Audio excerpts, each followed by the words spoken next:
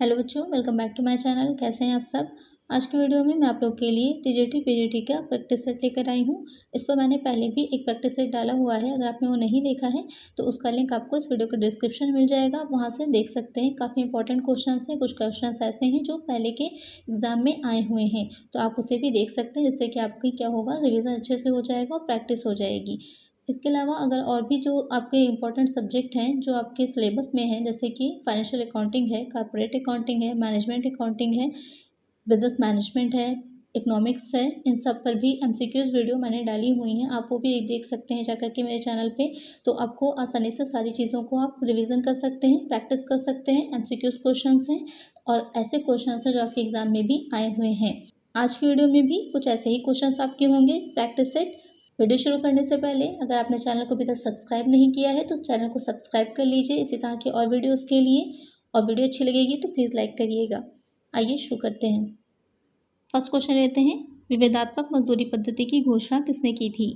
James Rowan ने, FA. हाल्से ने, F.W.. Taylor ने, हार्टले विदर्स ने। तो विभेदात्मक मजदूरी पद्धति क्वेश्चन आपका कहाँ से लिया गया है? कास्ट अकाउंटिंग में जो मजदूरी की भुगतान की पद्धतियाँ दे रखी थी, तो वहाँ पर आपकी 3 पद्धतियाँ मिली बताई हैं। एक समय दर वाली हो जाएगी, कालानुसार हो जाएगी, और तीसरी थी प्रेरणात्मक मजदूरी भुगतान पद्धति। तो उसी में जो आपकी कालानुसार वाली दे रखी थी उसमें विभेदात्मक मजदूरी पद्धति दे रखी है। इस पद्धति के अंतर्गत हो जाता है कि कार्यानुसार दिया जाए, यानी कि जो कुशल श्रमिक हैं उनको जो है ज़्यादा मिलेगा पारिश्रमिक, और जो अकुशल श्रमिक हैं उनको पारिश्रमिक कम दिया जाएगा। तो कार्यानुसार क्या होंगी, दरें अलग अलग डिसाइड कर दी जाएंगी। तो ये आपकी जो पद्धति है इसमें 2 तरह की पद्धतियाँ दे रखी हैं। एक टेलर की भेदात्मक कार्यानुसार दर पद्धति है और दूसरी है मैरिक की भेदात्मक कार्यानुसार दर पद्धति। तो करेक्ट आंसर हो जाएगा यहाँ पर ऑप्शन सी। नेक्स्ट क्वेश्चन है, एबीसी विश्लेषण का उपयोग निम्नलिखित के लिए किया जाता है? अनुपात विश्लेषण, बजटगत नियंत्रण, स्कंध नियंत्रण, विक्रय बजटिंग। तो जो एबीसी विश्लेषण होगा किसके लिए प्रयोग होता है, सबसे पहले तो ये देख लेते हैं एबीसी की फुल फॉर्म क्या होगी। एबीसी की फुल फॉर्म हो जाती है ऑलवेज बेस्ट कंट्रोल। ए में क्या आ जाएगा, जो सर्वाधिक उपभोग मूल्य वाली वस्तुएं होती हैं। बी में आ जाती है मध्य स्तरीय उपभोग मूल्य वाली वस्तुएं, और सी में क्या आ जाता है, कम उपभोग मूल्य वाली वस्तुएं। तो ये किस लिए किया जाता है, ये किया जाता है स्कंध नियंत्रण के लिए। तो करेक्ट आंसर हो जाएगा यहाँ पर ऑप्शन सी। नेक्स्ट क्वेश्चन है, आयकर है एक प्रत्यक्ष कर, अप्रत्यक्ष कर, प्रतिगामी कर, इनमें से कोई नहीं।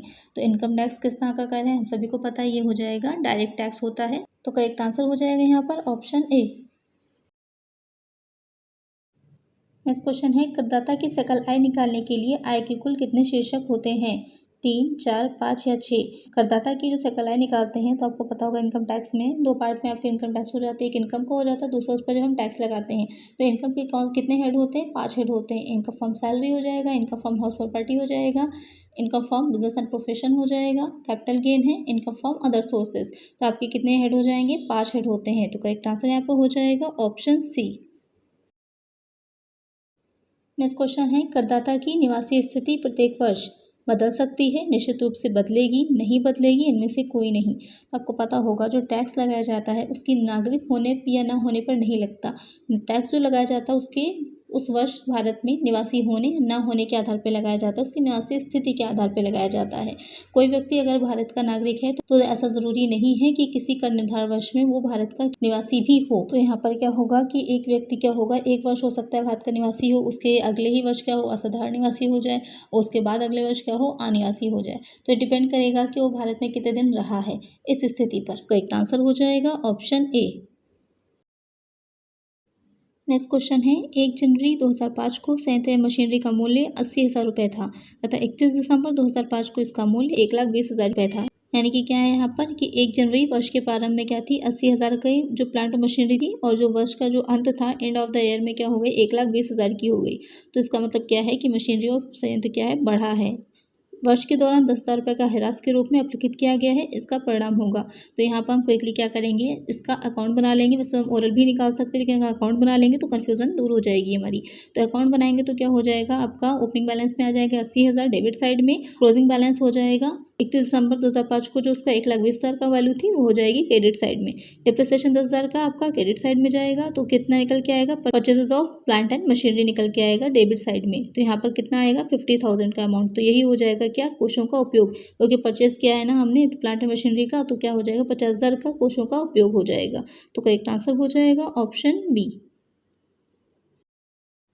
नेक्स्ट क्वेश्चन है, अंश निर्गमन पर प्राप्त प्रीमियम को दिखाया जाता है आर्थिक चिट्ठे के दायित्व पक्ष में, आर्थिक चिट्ठे के संपत्ति पक्ष में, लाभ हानि खाते के जमा पक्ष में, लाभ हानि खाते के नाम पक्ष में।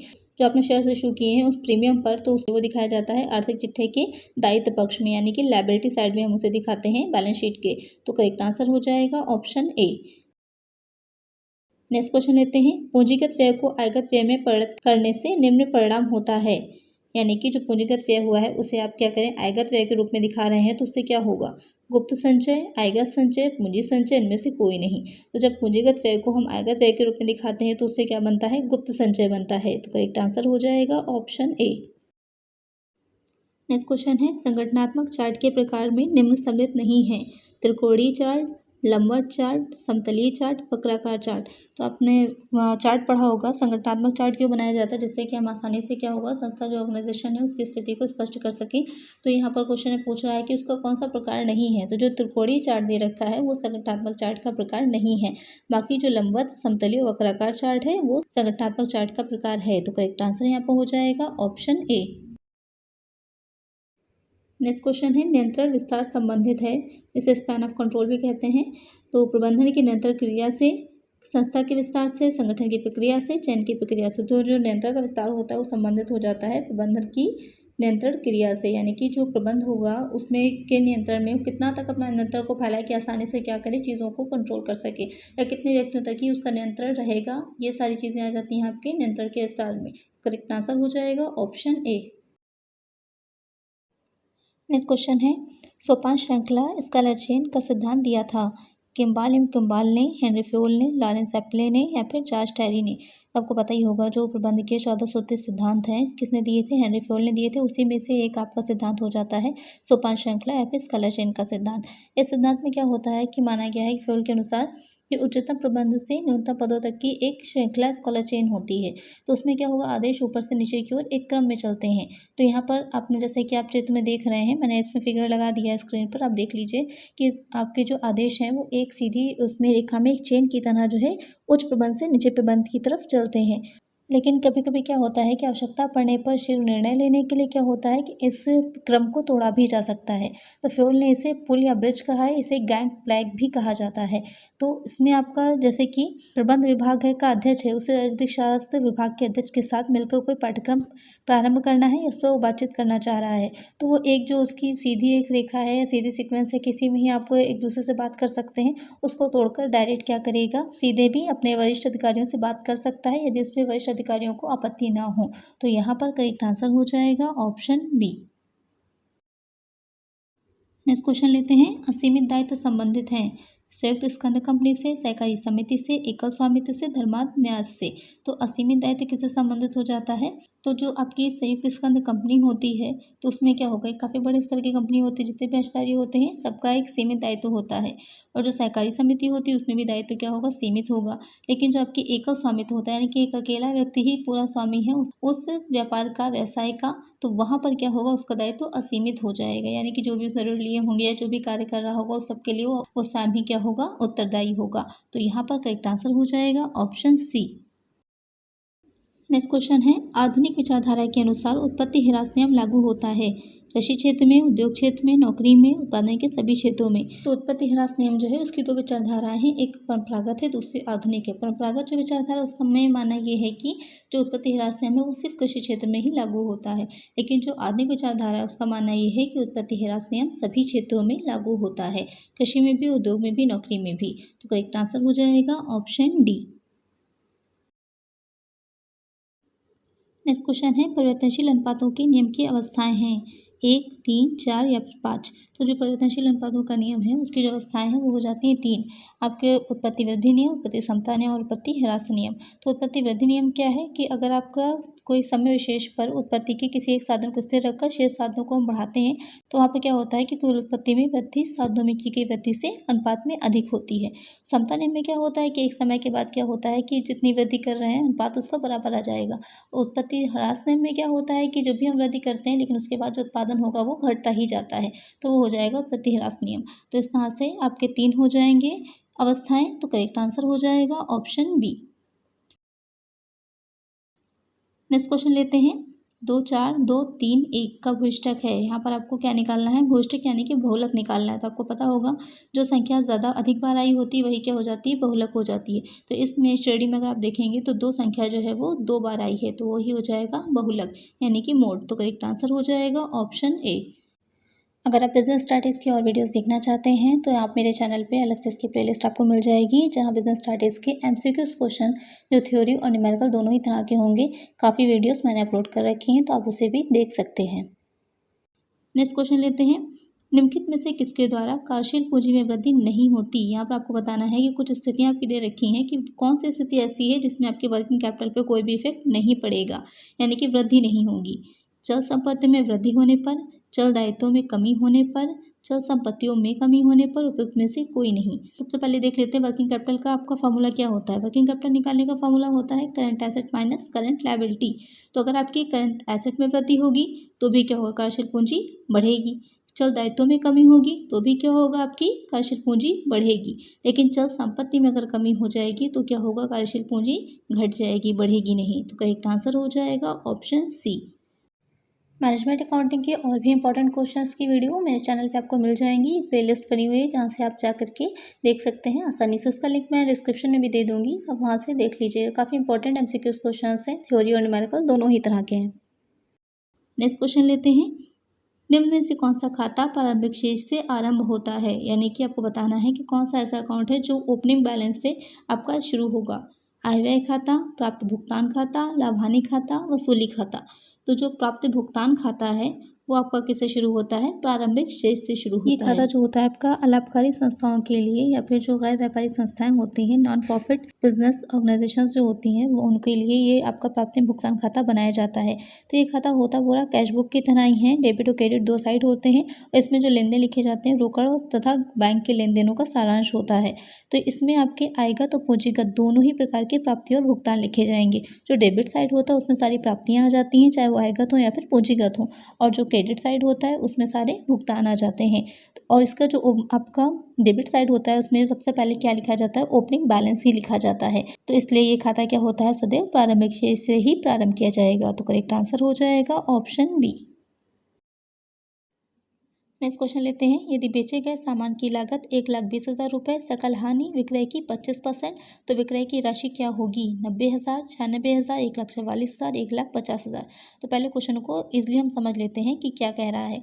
बता रहा है कि जो बेचा गया सामान है, कॉस्ट ऑफ गुड सोल्ड है, उसकी जो वैल्यू है, कॉस्ट है 1,20,000 है, और उस पर सकल हानि है। ध्यान दीजिएगा यहाँ पर लाभ नहीं, यहाँ पर हानि हो रही है।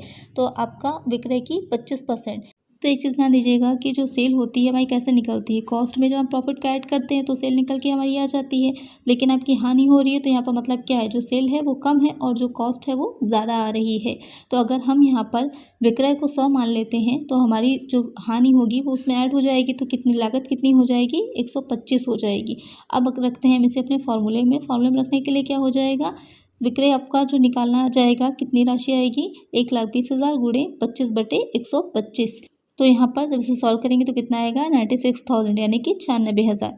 यही हो जाएगी सेल की राशि। तो करेक्ट आंसर हो जाएगा ऑप्शन बी।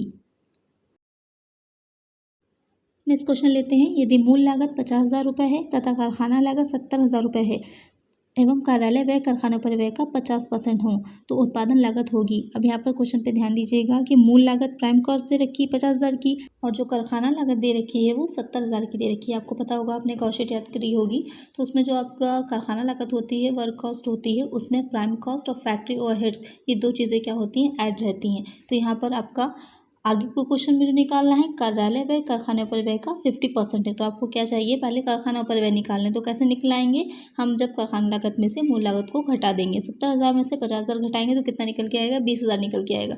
वो 20,000 क्या हो जाएगा, हमारा कारखाना परिव्यय हो जाएगा। उसी 20,000 का 50% जो होगा यानी कि 10,000 वो हो जाएगा कार्यालय व्यय। अब हम कॉस्ट शीट अपनी एक बना लेंगे। तो मूल लागत हो गई 50,000, 20,000 हो गए आपके फैक्ट्री ओवरहेड्स। टोटल कर लिया, कितना आ गया, कारखाना लागत यानी कि वर्क कॉस्ट 70,000 की। अब उसमें हमने क्या ऐड कर दिया, कार्यालय ऑफिस एक्सपेंसेस कितने, 10,000 की। तो कितना हो जाएगा, 80,000 हो जाएगा। वही हो जाएगी हमारी उत्पादन लागत, कॉस्ट ऑफ प्रोडक्शन। तो करेक्ट आंसर हो जाएगा ऑप्शन डी। आई होप आपको अच्छे से समझ में आ गया होगा। अगर अच्छी लग रही हो वीडियो तो जल्दी से लाइक कर दीजिए और सब्सक्राइब भी कर दीजिएगा और अपने फ्रेंड्स के साथ शेयर भी कर दीजिएगा। चलिए नेक्स्ट क्वेश्चन लेते हैं। साझेदार को उनके द्वारा फर्म को दिए गए ऋण पर ब्याज दिया जाता है। 5%, 6%, 8.25%, 9%। तो यहाँ पर क्वेश्चन पूछ रहा है कि साझेदार जो होगा उसके द्वारा जो भी फर्म को ऋण दिया गया है उस पर कितने % की दर से ब्याज मिलेगा। यदि इस पर कोई स्पष्ट समझौता नहीं किया गया है तो स्पष्ट समझौते के अभाव में जो ब्याज दिया जाता है ऋण पर वो हो जाता है 6%। राइट आंसर होगा ऑप्शन बी। नेक्स्ट क्वेश्चन है, औसत लाभ 20,000 रुपये है, सामान लाभ 5,000 रुपये है, ख्याति का मूल्यांकन अधिलाभ के 3 वर्ष के क्रय के आधार पर कीजिए। तो आपको क्या निकालना है, सुपर प्रॉफिट मेथड से गुडविल निकालनी है। तो उसके लिए सबसे पहले क्या होता है, एवरेज प्रॉफिट निकाला जाता है। आपका क्वेश्चन में ही दे रखा है 20,000 का। तो नेक्स्ट निकाला जाएगा नॉर्मल प्रॉफिट, तो भी आपका क्वेश्चन में ही दे रखा है 5,000 का। अब हमें क्या निकालना है, सुपर प्रॉफिट निकालना है। उसके लिए क्या करेंगे, एवरेज प्रॉफिट में से हम नॉर्मल प्रॉफिट को लेस कर देंगे तो सुपर प्रॉफिट कितना आएगा, 15,000 का आएगा। कितने वर्षों के आधार पे दे रखी है, 3 वर्ष के, तो उससे हम मल्टीप्लाई कर देंगे तो गुडविल कितनी निकल के आ जाएगी, 45,000। यही हो जाएगा हमारा आंसर। तो करेक्ट आंसर हो जाएगा ऑप्शन डी। नेक्स्ट क्वेश्चन है, यदि लाभ बिक्री का 50% है तो लागत का प्रतिशत होगा 50%, 100%, 75%, 150%। बहुत ही ईजी क्वेश्चन है। ध्यान दीजिए कि आपसे क्वेश्चन में क्या कह रहा है कि लाभ बिक्री का 50% है, यानी कि जो सेल हो रही है, अगर मान लीजिए सेल हमारी 100 है तो उसमें से 50 रुपये क्या है, हमारा प्रॉफिट हो जाएगा। तो लागत कितनी आएगी, 50 ही तो आएगी। तो 50 लाभ है और 50 हमारी लागत भी है, तो कितना हो जाएगा, लाभ लागत के 100% के ही तो बराबर हो जाएगा। तो करेक्ट आंसर हो जाएगा ऑप्शन बी। इस तरह के क्वेश्चंस को आप थोड़ा सा ध्यान देकर अगर समझेंगे ना तो ओरली निकाल सकते हैं बहुत ही क्विकली, इसमें आपका टाइम भी वेस्ट नहीं होगा। चलिए नेक्स्ट क्वेश्चन लेते हैं। नेक्स्ट क्वेश्चन है, निम्नलिखित में से कौन सा कथन सही नहीं है। निर्णय प्रबंधक का प्राथमिक कार्य है, प्रबंधन निर्णय की प्रक्रिया है, नियोजन प्रबंधक का प्राथमिक कार्य नहीं है, परिसीमित विवेकता हर्बर्ट साइमन की देन है। तो क्वेश्चन में ध्यान दीजिएगा, आपसे क्वेश्चन पूछ रहा है कौन सा कथन सही नहीं है। अक्सर हम लोग गलती क्या करते हैं, क्वेश्चन सही से नहीं पढ़ते हैं और आंसर टिक कर देते हैं, यहीं पर हमारा आंसर गलत हो जाता है। क्वेश्चन आपसे पूछ रहा है कौन सा कथन सही नहीं है। तो निर्णय प्रबंधक का प्राथमिक कार्य सही है, प्रबंधन निर्णय की प्रक्रिया है ये भी सही है, और परिसीमित विवेकता हर्बर्ट साइमन की देन है ये भी सही है। तो यहाँ पर जो आपका दे रखा है कि नियोजन प्रबंधक का प्राथमिक कार्य नहीं है, ये गलत हो जाएगा। नियोजन जो है वो प्रबंधक का प्राथमिक कार्य है। तो करेक्ट आंसर हो जाएगा ऑप्शन सी। नेक्स्ट क्वेश्चन है, अधिकतम अनुशासन होता है लाइन संगठन में, कर्मचारी संगठन में, क्रियात्मक संगठन में, लाइन एवं कर्मचारी संगठन में। तो अधिकतम अनुशासन किस में होगा, जो लाइन संगठन यानी कि रेखा संगठन होता है उसमें होता है। उसमें जो आदेश होते हैं वो एक सीधी रेखा में क्या होंगे, ऊपर से नीचे की तरफ प्रवाहित होते हैं। तो करेक्ट आंसर हो जाएगा ऑप्शन ए। सहसंबंध गुणांक सदैव धनात्मक होता है, सदैव ऋणात्मक होता है, या तो धनात्मक या ऋणात्मक हो सकता है, इनमें से कोई नहीं। तो जो कोरिलेशन आप निकालते हैं वहाँ पर आपका धनात्मक भी हो सकता है और ऋणात्मक भी हो सकता है, यानी कि +1 और -1 के बीच में रहता है। तो करेक्ट आंसर होगा ऑप्शन सी, या तो धनात्मक या फिर ऋणात्मक हो सकता है। आज की वीडियो में इतना ही, मिलते हैं नेक्स्ट वीडियो में कुछ और नए क्वेश्चंस के साथ। अगर वीडियो अच्छी लगी हो तो लाइक करिएगा, चैनल पर नए हो तो सब्सक्राइब करिएगा, नोटिफिकेशन बेल को जरूर ऑन करिएगा, जिससे जो भी वीडियो मैं डालूँ उसका नोटिफिकेशन आपको मिल जाए। ज़्यादा से ज़्यादा फ्रेंड्स के साथ शेयर करिएगा। Thank you.